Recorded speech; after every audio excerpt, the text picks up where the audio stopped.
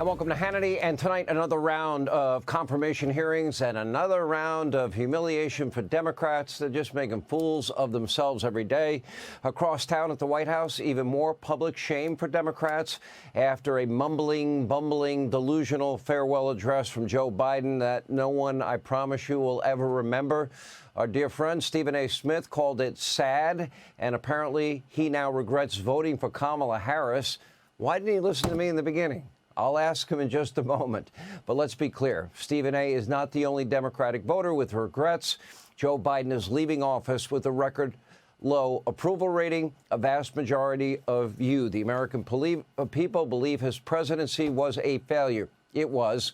And today he needed a lot of help just walking into a room. It's sad. It's humiliating. What a terrible end to a terrible 4 years. And tragically, his biggest failure will likely be felt years to come as all of his unvetted illegal immigrants continue to commit murders and rapes and other violent crimes, and the known terrorists that he has allowed into our country continue to plot, plan, scheme, and attack on our homeland. I pray to God that this never happens, but it probably will. The odds are very high. And when it does, the blood will be on Joe's hands, Kamala's hands, Mayorkas' hands, and frankly, all of the other law enforcement that turned a blind eye not to enforce the law. And I'm not talking about rank and file members of law enforcement. And meanwhile, Trump has never been more popular. Recent Fox News polls showing a majority of Americans approving of Donald Trump's transition. And that's not all. Once scorned by much of the corporate world, well, business leaders are now lining up to meet with Donald Trump, donate big dollars to his inauguration. In fact, Donald Trump's inaugural committee is now breaking records with donations from almost every major company in the country. It's a new reality. Democrats, the media mob, they never saw this coming. Donald Trump, not Joe Biden, it's Donald Trump that is uniting the country. And needless to say, many on the left, they're not happy. This is their worst nightmare, becoming their reality. Apparently, 84-year-old, 20-term swamp monster Nancy Pelosi, she can't bear, the vapors. She can't handle it. She's not going to be attending Trump's inauguration. I don't think anybody will care. Neither will Michelle Obama, according to reports. She has a very bad case of Trump derangement syndrome and is so filled with hate, she is refusing to go. Does anybody really care? I know I don't. The Trump team, they don't seem too bothered either. They are reportedly having a good laugh at her expense. And, of course, no one is really surprised by Michelle Obama's behavior. According to Melania Trump, this is very revealing. The Obamas were not exactly helpful or courteous during the first transition to the White House in 2017. Watch this. Behind the scenes, what is it like when you're moving back in the White House? What's different this time?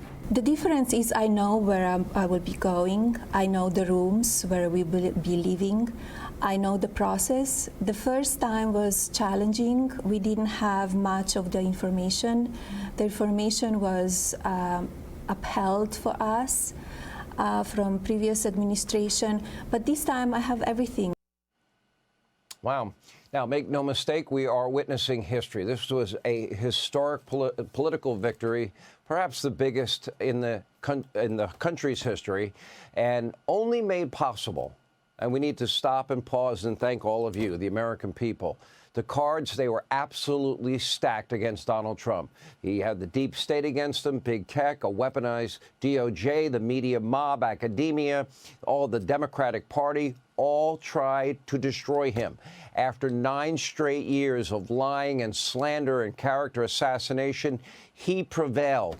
And now Americans of all different backgrounds, they are waking up. They are realizing they have been lied to by Democrats. They have been lied to by the legacy media. They have been lied to by unelected bureaucrats, people that have abused power for years. Now, our friend Stephen A. Smith even admits he was misinformed about the 2024 election. Take a look at this. And I did not vote for Donald Trump. Unlike people that suddenly turned around and kissing his ring and you know, trying to feign like they're suddenly a supporter of his. No, I did not vote for him, but I got to tell you something. I'm not mad he won. Let's call it what it is. There's a lot of people that won't admit this. I'm going to admit it. I was a bit misinformed. Let's call it what it is. And that pressure emanating from my community, I'm tired of it. I think that's one of the reasons you see me sounding. Patrick Bet-David alluded to that as well, talking about me. And they're right. They're right.